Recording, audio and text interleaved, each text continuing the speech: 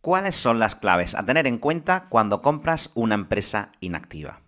Muchos compráis empresas inactivas, bueno, pues porque tienen bases negativas o porque a lo mejor tienen una licencia especial que os interesa, pero la realidad es que en algún momento ha habido gente siempre interesada en comprar una empresa ya creada en lugar de constituir una nueva desde cero. ¿Por qué? Bueno, algunas de las razones son pues, porque piensan que tardan menos con esta compra en lugar de tener que inscribir la constitución de la nueva, o como he dicho, por aplicar las bases imponibles negativas, es decir, para aprovechar las pérdidas que pueda haber, porque quieren mostrar quizás una imagen de que ya tienen una empresa desde hace años para algunos clientes.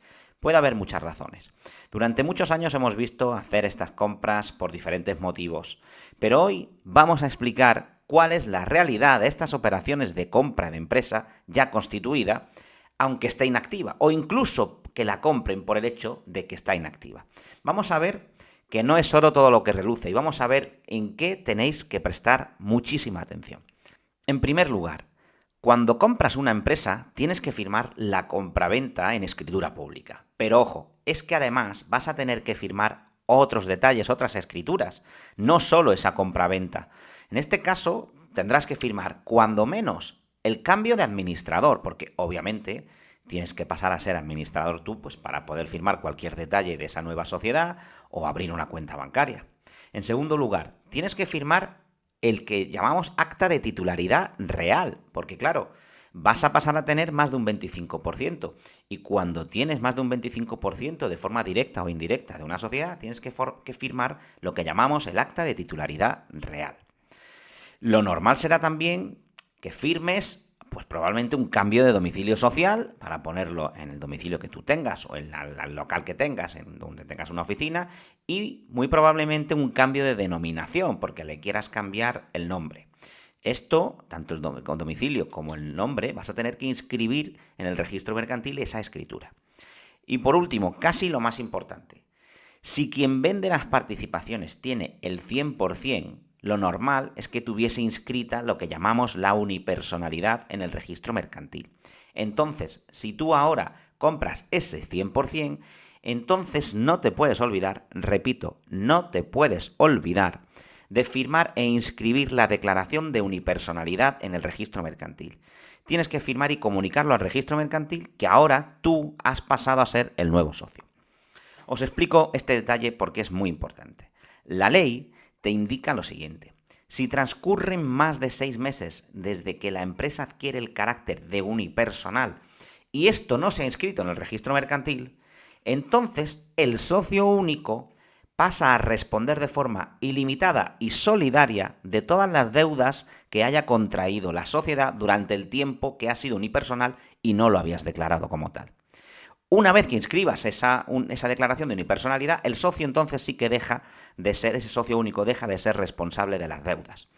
Con lo cual, mucho cuidado con no inscribir la unipersonalidad porque puede tener consecuencias más que importantes. Y por esto mismo es muy arriesgado irse directamente a notaría a firmar escrituras sin haberse asesorado previamente.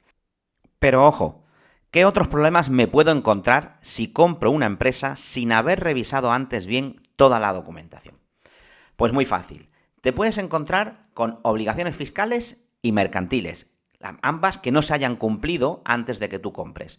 Entonces esto te puede generar los siguientes problemas. Por un lado, si te encuentras problemas con que no se hayan declarado obligaciones fiscales, tendrás que hacer ahora las presentaciones de esas obligaciones fiscales y esto conllevará sanciones por hacerlas fuera de plazo. O bien puedes encontrarte incluso inspecciones de las declaraciones anteriores y tú serás el responsable porque cuando asumes el cargo de administrador asumes la responsabilidad absoluta de la empresa. Por otro lado, las posibles obligaciones mercantiles.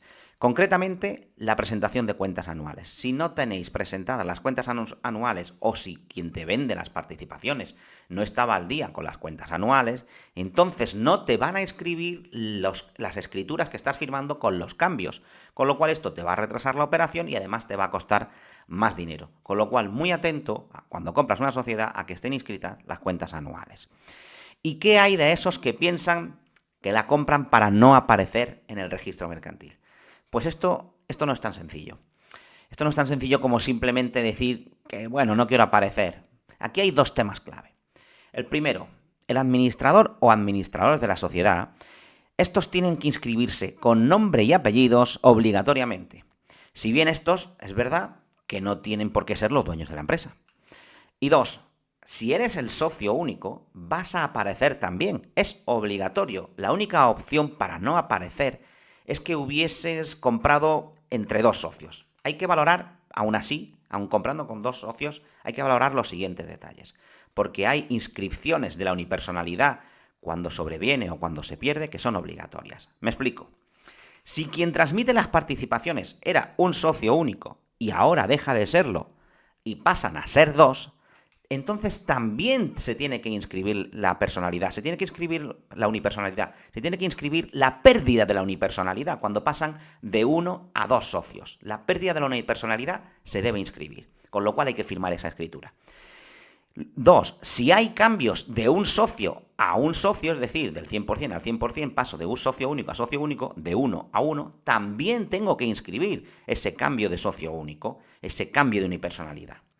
Y tres, si cambiamos de dos socios a uno solo, entonces tenemos lo que llamamos la unipersonalidad sobrevenida, que también debe inscribirse. Con lo cual, esto de no lo inscribo va a depender tanto de cuántos venden como cuántos compran. Y las inscripciones son obligatorias si no quieres acabar respondiendo de las deudas de la empresa, como ya he explicado. Otro de los motivos para la compra de una empresa inactiva puede ser perfectamente el aprovechar lo que llamamos bases imponibles negativas, es decir, las pérdidas que podemos llamar vulgarmente, que no es exactamente lo mismo, pero vamos a entender para explicarlo que es lo mismo.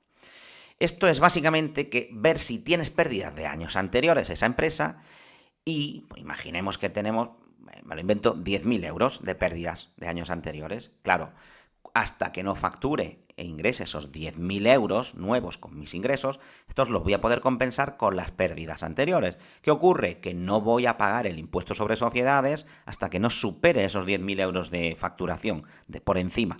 Y entonces lo que me estoy ahorrando es el 25% de esos 10.000 euros de pérdidas que tenía. ¿Por qué? Pues porque el 25% es el impuesto sobre el beneficio.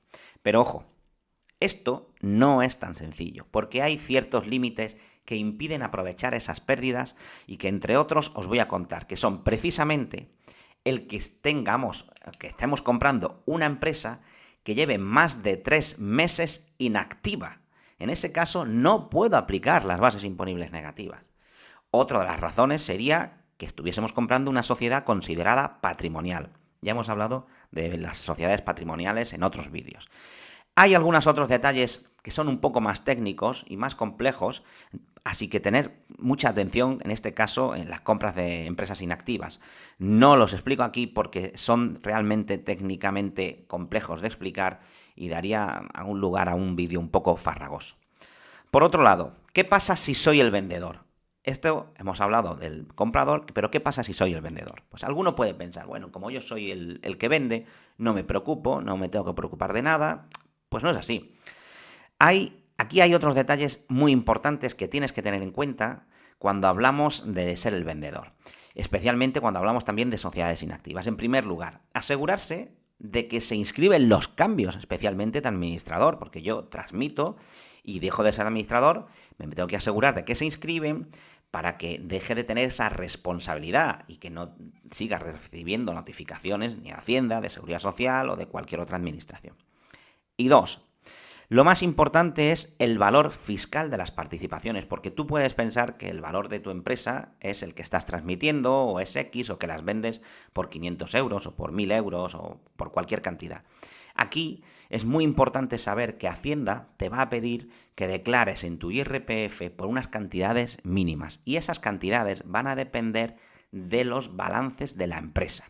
Se van a valorar por el mayor de dos, que son básicamente el valor del patrimonio neto o el del capitalizar al 20% el promedio de los beneficios de los 3 últimos ejercicios. Pero debéis saber que esto tenéis que tenerlo en cuenta. Es que es la valoración que va a hacer Hacienda para que os obliguen a pagar impuestos por esa cantidad. Y tercero y último, para colmo, ojo con cobrar más de 1.000 euros en efectivo, porque Hacienda, la ley de prevención de blanqueo de capitales, aquí se aplica, porque estás vendiendo unas participaciones y entienden que estás aplicando o estás operando como empresario. De esa forma, si transmites por más de 1.000 euros y dices en la escritura que los estás recibiendo en efectivo, mucho cuidado porque te podrán sancionar con hasta el 25% de la cantidad que indiques que has recibido en efectivo. Todos estos cambios, la firma de las escrituras y la inscripción de todas ellas, te van a llevar fácilmente un mes.